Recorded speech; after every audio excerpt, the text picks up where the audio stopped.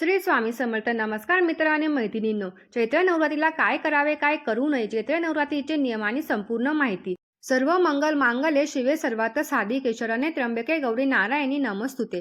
तुम्हा सर्वांना गुढीपाडव्याच्या आणि मराठी नवीन वर्षाच्या हार्दिक शुभेच्छा. 19 मार्च 2026 गुरुवारी चैत्र नवरात्रीला सुरुवात होत आहे आणि याच दिवशी गुढीपाडवा सुद्धा आहे आणि याच दिवसापासून आपल्या मराठी नवीन वर्षाला सुद्धा सुरुवात होत आहे. चैत्र नवरात्रीची समाप्ती 27 मार्च 2026 रोजी शुक्रवारी होत आहे. म्हणजेच गुरुवारी चैत्र नवरात्रीला सुरुवात होत आहे आणि शुक्रवारी चैत्र नवरात्रीची समाप्ती होत आहे.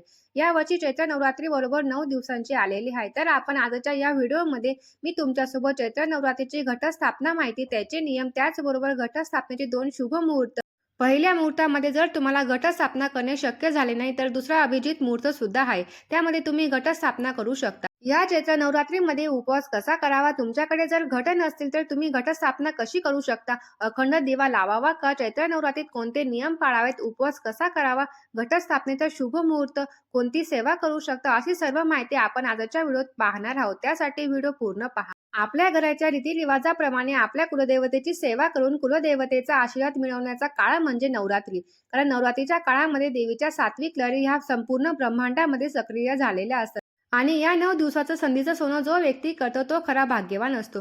देवी त्याच्यावर अति प्रसन्न होते. नवरात्रीमध्ये देवीच्या 9 शक्तींच्या रूपांची पूजा केली जाते. धार्मिक श्रद्धेनुसार नवरात्रीची सुरुवात शाश्वत ज्योत आणि कलशाच्या स्थापनेने होते. शाश्वत ज्योत याचा अर्थ काय होतो तर अखंड दिवा. आणि गणेश स्थापना म्हणजे काय तर आपण जो घट बसवतो तो घट किंवा मंगल कलश सुद्धा आपण त्याला म्हणतो. आपण जे काही घट बसवणार आहोत ते घट बसवण्याचा शुभ मुहूर्त कोणता आहे ते जाणून घेऊया. चैत्र नवरात्रीची सुरुवात म्हणजेच प्रतिपदा 19 मार्च वार गुरुवार रोजी आहे आणि गुरुवारी सकाळी 6:54 प्रतिपदा लागणार आहे. यानंतर घटस्थापनेचा शुभ मुहूर्त गुरुवारी सकाळी 6:54 ते 7:43 शुभ मुहूर्त असणार आहे. जर तुम्हाला या वेळेत घटस्थापना करणे जमलं नाही तर दुसरा अभिजित मुहूर्त देखील आहे.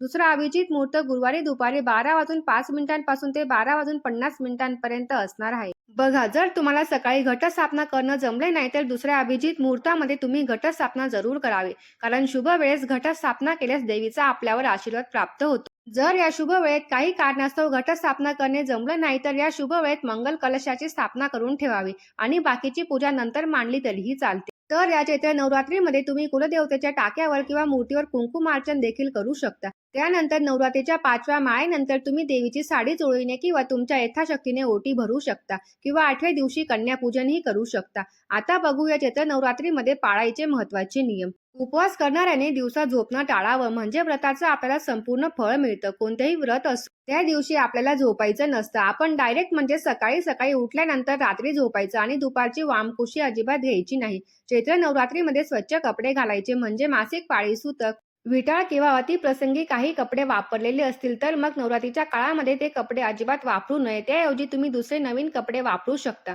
चैत्र नवरात्रीमध्ये लहान मुलं, गर्भवती महिलांनी, गंभीर आजाराने ग्रस्त असलेल्या लोकांनी उपवास केला नाही तरी चालेल. चैत्र नवरात्रीच्या काळामध्ये चुकूनही महिलांचा अपमान अजिबात करू नका. चैत्र नवरात्रीमध्ये आनंदी वातावरण राहील याची काळजी घ्या. तसेच उपवास करणाऱ्या व्यक्तीने कुठेही राहणं टाळावं म्हणजे आपल्याच घरी राहायचं, दुसऱ्याच्या घरी राहायचं नाही किंवा परान्न देखील घ्यायचं नाही, ही काळजी घ्यायची आहे. चैत्र नवरात्रीच्या काळामध्ये आणि सगळ्यात महत्त्वाचे म्हणजे खोटं बोलणं टाळावं. दुसऱ्याच्या घरचं किंवा परान्न घ्यायचं नाही, ही काळजी घ्यायची आहे.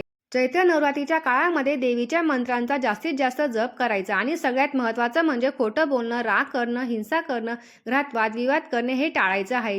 जेणेकरून सात्विक वातावरणामध्ये आपलं हे व्रत पूर्ण होईल. चैत्र नवरात्रीमध्ये अखंड दिवा लावून आपल्या कुलस्वामिनीची, कुलदेवतेची सेवा करू शकता किंवा हे शक्य नसेल तर तुम्ही या नवरात्रीमध्ये आपल्या कुलस्वामिनीसाठी, कुलदेवतेसाठी तुम्ही मंत्र, कुंजी शोध किंवा दुर्गा सप्तशती पारायण करू शकता. चैत्र नवरात्रीच्या काळामध्ये घरामध्ये मांसाहार पूर्णपणे वर्ज्य करायचा आहे. तसेच उपवास करणे शक्य नसेल तर केवळ 2 वेळचे सात्विक भोजन करावे.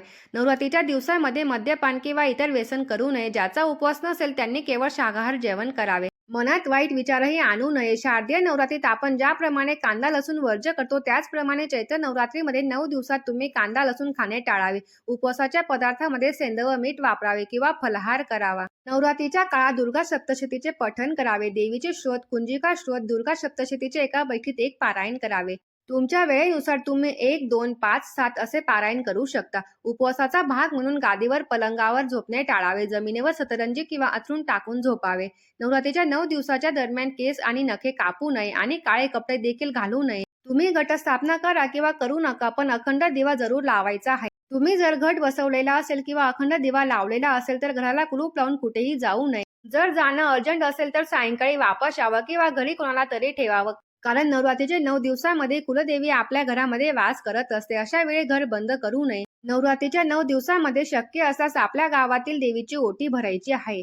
हा व्हिडिओ जर तुम्हाला महत्त्वाचा वाटला असेल तर जास्तीत जास्त तुमच्या मित्रांसोबत आणि परिवारासोबत शेअर करा.